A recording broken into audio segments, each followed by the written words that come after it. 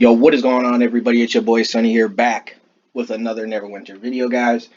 And I know this is gonna be late, but I still wanted to bring it out. Mod 17 is I think like a month or two away. But I don't think there's any major changes to the Barbarian and with the gear and everything. So I figured I'd bring you guys my Mod 16 build. There's a couple things I could improve on, but I just haven't had the RNG to get it. So we're just going to start off going straight through it all, pretty much. So it's going to be a little longer video. Uh, all my utilities, I run the darks, just for the companion influence. You can run whatever you want, but the nice addition to the stats is pretty cool. For the helmet, I do use the Vizier for the 5% extra damage in the Undermountain, and then I consumed it with a power armor kit. My chest, I run the embezzled chainmail. This gives me quite a bit of stats, plus an additional 2 gram power. You can run the executioner black attire. I just don't have it. And then from there, you'd have to play around with your stats a little bit to fit the requirements. But that's another chest piece you can go for. The arms, I use the Terra grips. Still running the, I got the alabaster. The set from Loom from the seals is a little bit better, but unfortunately I don't have it yet. But if you do, it is a better DPS set. I still run the Hells of Fury. My pants, my shirt, I run the Stain Raid shirt for the 3% extra damage when your stamina is over 75%. So you just want to make sure you're watching your stamina consumption.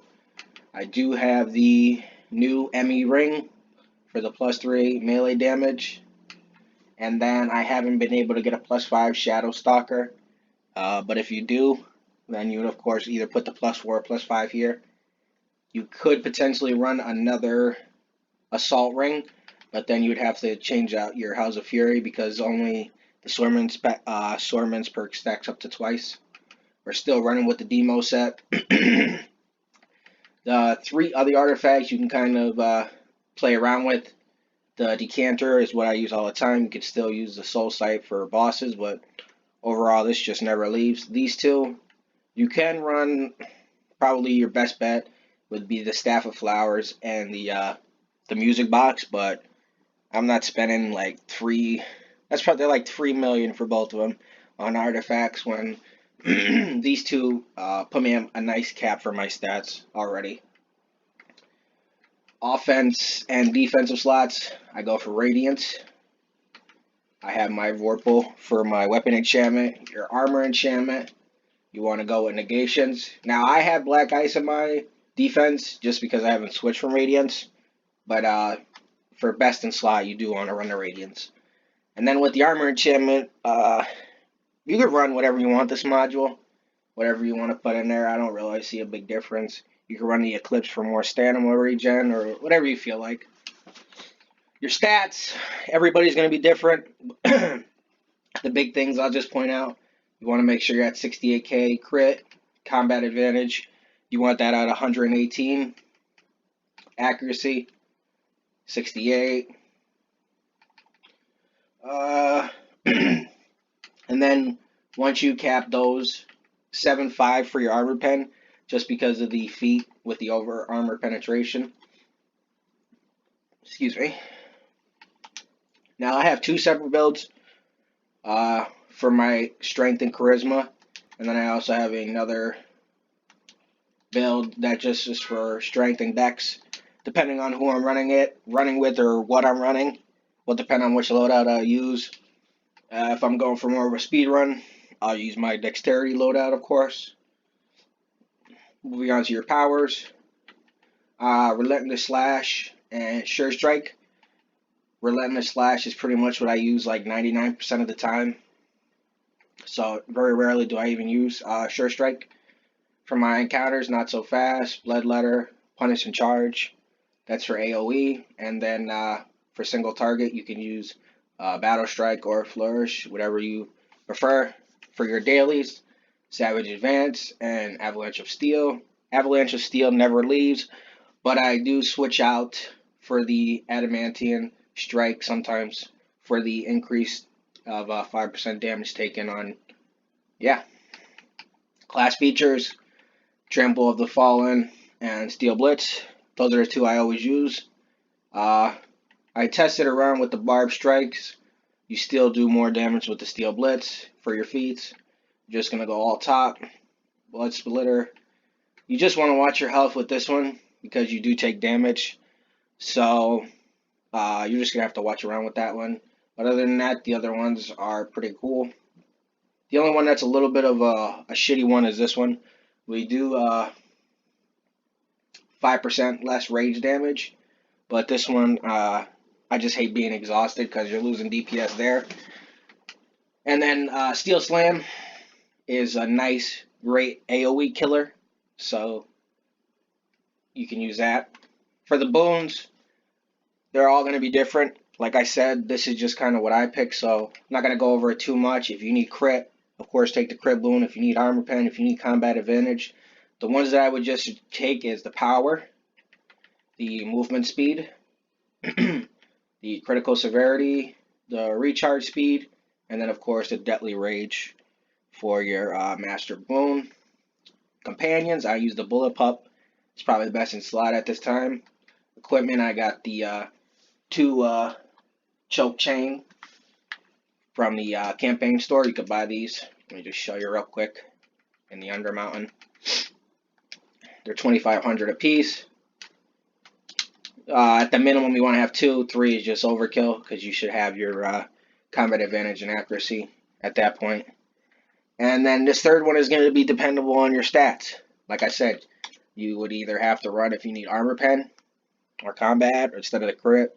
So that's a little bit of the trickier end, because if you're following my exact build and you have the exact gear I have, then you're most likely going to need this. But say you don't have the Terror Grips or you don't have this ring yet.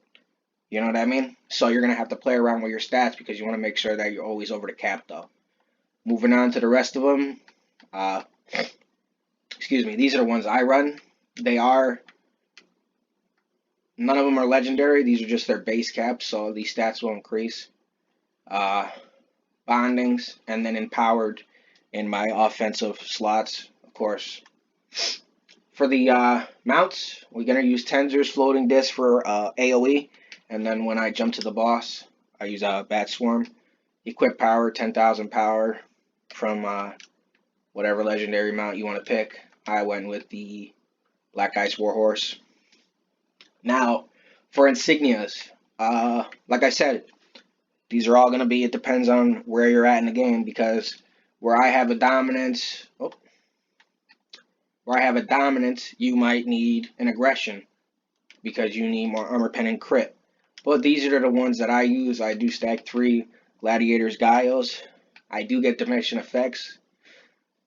The combat maneuver is where I get my 1,800 combat advantage, and I always pretty much control power when I use not so fast, so it's pretty much always at the 1,800 cap. Ooh. Artifactor's Persuasion. This is just here for the insignia bonuses I have at this time. Truthfully, you can run another Gladiator's Guile, or you can use one of the other insignia bonuses. There's not really much that will give you any kind of DPS increase besides maybe Cavalier's Warning, but it's 10 seconds. So for me, it's just I have these insignias. Might as well use them for here. Just moving on to the test dummy real quick, just to kind of show you just a basic rotation. You know, so pretty much, you know, I hit him with the Relentless Slash, not so fast. Hit him with the charge, and then just slash away. IBS, not IBS. Relentless Slash, while your determination, use your encounters, and it's just kind of rinse and repeat. This module, the rotation is not too hard. It's just more of X, Y, B, and then popping RB and just slashing your way through everything. So, And then with the avalanche, real quick, I'll just show you what it does. Kind of makes a rippling effect on the ground as well. So it's a nice little killer. I ain't gonna lie, it does some really good damage. That is why I prefer the Terror Grips over the Fear Bringers, because it's a 30% less damage on your daily powers. And our dailies in this mod do a shit ton of damage. Now, for the boss rotation, like I said, I either use IBS or Flourish. Kind of just depends on what kind of group I'm in. If the boss is taking a little bit longer, I'll use Battle Strike. But if I know it's going to be a pretty quick boss fight, I'll use Frenzy. Frenzy. Was I calling it Flourish? I think I was. I think I was calling it Flourish. Frenzy. Jeez Louise. I'm still not familiar with all these new terms. But, yeah, so it's pretty much the same thing. Not so fast and Blood Splitter, never leave your tray. Some people use Punish and Charge instead, but just not so fast. You know, it has that chance to come back, and it's just a great determination builder as well. And if it cools down during the boss fight, you can get three of those in a row I've gotten before. So it's just a nice damage dealer and a good way to build determination, and it's a quick encounter. I just want to make sure I didn't miss anything real quick. But I don't think I did. You know, I didn't want to make it. I said it was going to be long, but it is right about 11 minutes. But I just wanted to get to the point too. I didn't want to make it too crazy long. It's pretty much here. You can mix around with the gear a little bit. Like I said, it just depends. If you got some RNG, then you're going to use the Shadow Stalker. But maybe you don't have enough RNG, so you'll have to use the new seal rings. So, you know, but this is what you want to kind of strive for. You want to hit towards the end game mark. Like I said, there's only one thing that I would switch out, and that would make me, like, you know, I guess as much damage bonus as I could possibly get is getting the black attire and then the +5 of this version. But I don't know if they're going to fix the black attire. So if they do, and then you're just going to have to switch it because the stats on it aren't that good, and the bonuses if they're not facing you. So if you want to play it like that, you can, but right now it's broken. So it doesn't matter if they're facing you or not. You still get that +5 damage bonus. And I think that's going to be pretty much it for the video. If I missed anything, or if I left something out, or if I went too fast or something, just let me know in the comments down below. If this helped you at all, let me know. Leave a like, subscribe if you're new. I'm going to be dropping more Neverwinter content soon. And I'll check you guys on the next one. Peace out.